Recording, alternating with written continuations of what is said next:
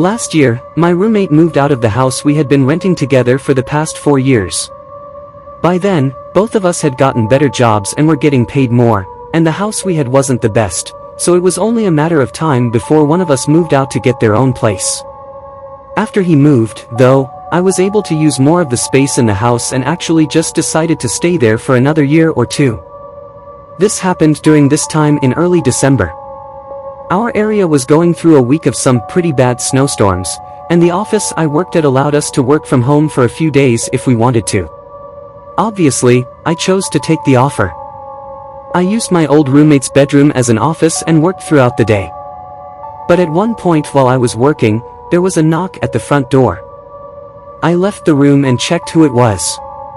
There was a man on the porch in a heavy winter jacket. He didn't seem to be a worker or delivery person of any kind, just some regular guy. I opened the door, getting hit by a rush of snow and wind. "How can I help you?" I asked. The man smiled and apologized for interrupting my day, then explained his situation. He said his car got stuck in the snow right on the side of the road next to my house, and he didn't have a phone on him. So he asked if he could borrow mine. Obviously skeptical, I told him to give me a minute. Then I closed the door and went to the other side of the house. I looked out the window at the road he was supposedly stuck on. There was a small SUV that looked like it had actually slid into the curb and gotten stuck in the snowbank. Now that I was pretty sure he wasn't lying, I grabbed a jacket and put on some shoes. Then I went back to the front door. I was still a bit skeptical, but I stood on the porch with him as he used my phone to call his brother. Just so that if he did try to run with my phone or anything, I could chase after him or prevent him from leaving. After a quick call, though, the man handed my phone back and thanked me. Then he walked away. I went inside and checked the window, seeing the man getting in his car, thinking everything was settled. Now, I went back to the office and started working again. Around 7, I felt like I'd done enough for the day and took the rest of the night off. It was then that I remembered about the man and his car and went to check on it. But I was surprised to see that the car was still there, and I could see the man moving around inside. It had been almost 3 hours by then, which made me wonder how he was still there. Maybe he was waiting for his brother to get off of work and pick him up. I didn't know, but I went to the kitchen and made some dinner. Then, sat on the couch to watch TV. I stayed up until about 9:30, then went upstairs to shower and get ready for bed. I turned the water on and got in the shower, but a few minutes in, there was an abrupt and sudden banging on the front door. It was loud and harsh, completely jump-scaring me and putting me in a fear-induced frozen state. For a moment, the banging was so loud it was shaking the walls, and even across the entire house, I could hear that it was coming from the front door. They were hitting it non-stop, and I could even hear them aggressively shaking the door handle. It was such a sudden burst of chaos that it was hard for me to know what to do. I turned off the shower and quickly got dressed. But as I left my room and walked down the upstairs hallway, everything stopped. It was just silent, no more sounds at all.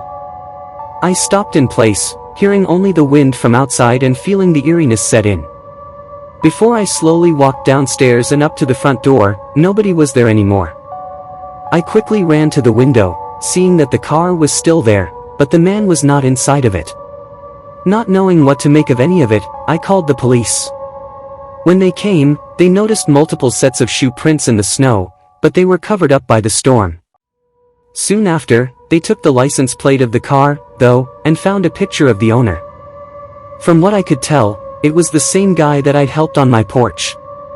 In the following days, they waited for him to turn up, but as far as I know, he never did. It's really disturbing to think about what could have happened that night right outside my door.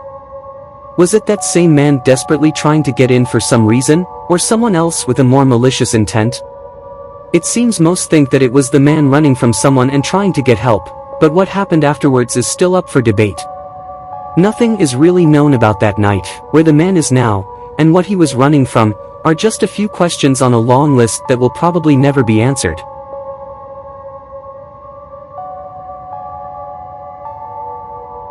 It was January, and I was renting out a winter cabin by an ice fishing lake.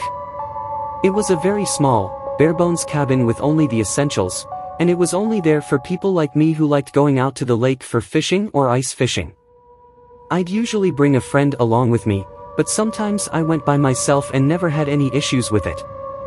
I had planned out 3 days there with no other real plans in mind except sitting out by the lake and fishing.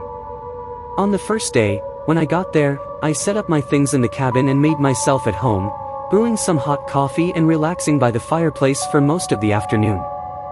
This cabin was only a single room, so the bed, fireplace, and everything else were all in one area. Anyway, I fell asleep early and woke up at 7 a.m. to go out to the lake. It was about a 10-minute walk from the cabin down a short forested path that was entirely covered in snow. Once I reached the lake, I found a good spot and got my things situated, drilled into the ice, and started fishing. I find it to be really stress-relieving to just sit there and fish, though I do know a lot of people find it to be boring. I stayed on the lake for several hours, probably 3 or 4, then packed my things as the snow was starting to pick up, and the wind was getting heavier. I walked off the lake and back onto the path but immediately noticed a set of footprints in the snow going alongside mine from earlier. They went right up to the edge of the lake I was at, then turned around and went back down the path toward the cabin. Feeling a little uneasy that someone was out here and had been right behind me, maybe watching me, I chose to follow the prints and see where they led. They mostly went along with the path, going right back to the cabin, but instead of going up to the cabin, they veered off into the woods. As far as I could see, they continued in a straight line, going through the trees. Even more confused and slightly nervous, I went back inside the cabin and warmed up by the fireplace. There was nothing else out here for miles from what I was aware of, so anyone being out here was just odd, especially in the winter. I made food and stayed in the cabin for the rest of the night, keeping the fireplace running and mostly just reading. But about an hour after sunset, I heard movement outside, a very light crunching in the snow but in the recognizable pattern of someone walking. I moved over to the window and looked, instantly seeing a figure out by the trees, walking toward the path. They were wearing thick clothing covering every part of them, making it hard to get any details on what they looked like. Once they got to the path, though, they turned and started coming right for the cabin. I ducked my head down, now just listening to the footsteps getting closer and closer until they were right up to the wall. The footsteps moved to the side, coming right up to the window. I was hiding under their shadow, which moved around like they were peering inside the cabin, but then they stopped. I tilted my head up, seeing their eyes staring right back at me. I jumped away, now standing a few feet from the window, as the person quickly tried to lift it open. I ran and grabbed a nearby knife, but after a few more attempts at opening the window, the person ran off. I watched their figure disappear into the snowy woods, going in the same direction I'd seen them come from. After that, I packed up and ran to my car, leaving the area only a few minutes later. I don't know who they were or what they wanted, but they knew I was staying there after seeing me at the lake and willingly came back in the middle of the night to try and break in through the window, so they definitely had something horrible in mind. Luckily, I got out unharmed, but I have a feeling that that night was close to being my last.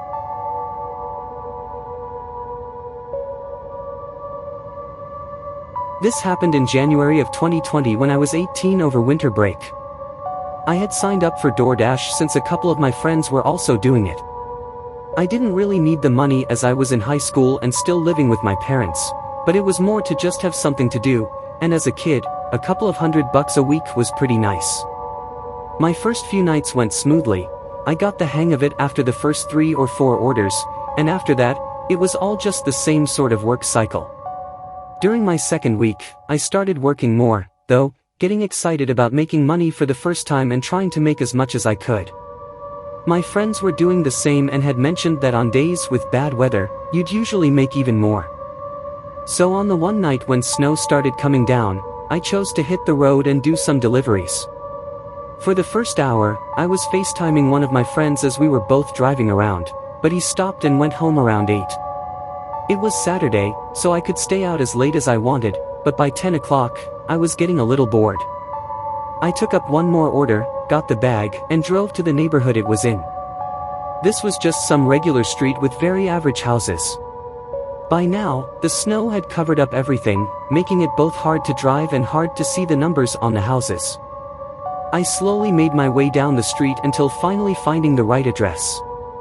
It was a two-story typical-looking suburban home that still had Christmas lights hanging on the trees outside. I parked and put my hazards on, then got out. I double-checked that the bag had everything as I walked up the driveway. But as I approached the porch, I saw that the front door was open. Not all the way, but enough to be strange considering it was snowing and cold. I figured it was so I could leave the bag inside the house rather than out in the snow. So when I got up to the door, I pushed it a little bit more open and slid the bag inside. But just as I pulled my phone out to take a picture for confirmation, I heard a woman's voice yell from across the house. She asked if I was the delivery person dropping off her order. It sounded like a young woman, maybe even early 20s. "Yeah, I put it right here in your doorway," I said, not expecting the conversation. The woman responded right away, saying I could push the door open and bring the bag to her. I knew it was strange to be asking me to go inside their house, but I pushed the door open just to see where they were. Past the entrance, there was a long hallway that led to what I think was the kitchen. On the wall, I could see the clear shadow of the woman who was presumably standing right around the corner. Where do you want me to bring it?" There was a long moment before the woman responded. She leaned half of her body around the corner and showed herself at the end of the hallway, telling me to just bring it over to her and gesturing with her hands for me to come in. But as she went back around the corner and out of sight, I realized that the shadow outline on the wall hadn't moved with her. It was someone else's shadow standing somewhere by her around the corner. I stood there for a second as I felt blood rush through my body. Then I quietly placed the bag down and took a few steps back before turning and rushing away from the house. I stumbled into my car and glanced back at the house as I pulled away. In the front window, the figure of a large man approached and watched as I left. I stopped at a nearby gas station to catch my breath and rethink everything that happened. It was pretty clear by how everything played out that this was some kind of setup, but I also knew the police would have nothing but my word to go off of. I did end up reporting it, but when they went to the house to ask the woman about what happened, she denied that anyone else was there and denied the officers access to search the home for anyone else. So, like I said, the police were unable to do anything at the time. What the woman and the man were trying to do by getting me inside their house is unknown, and I can only imagine that I wouldn't be here right now if I had gone inside without thinking twice.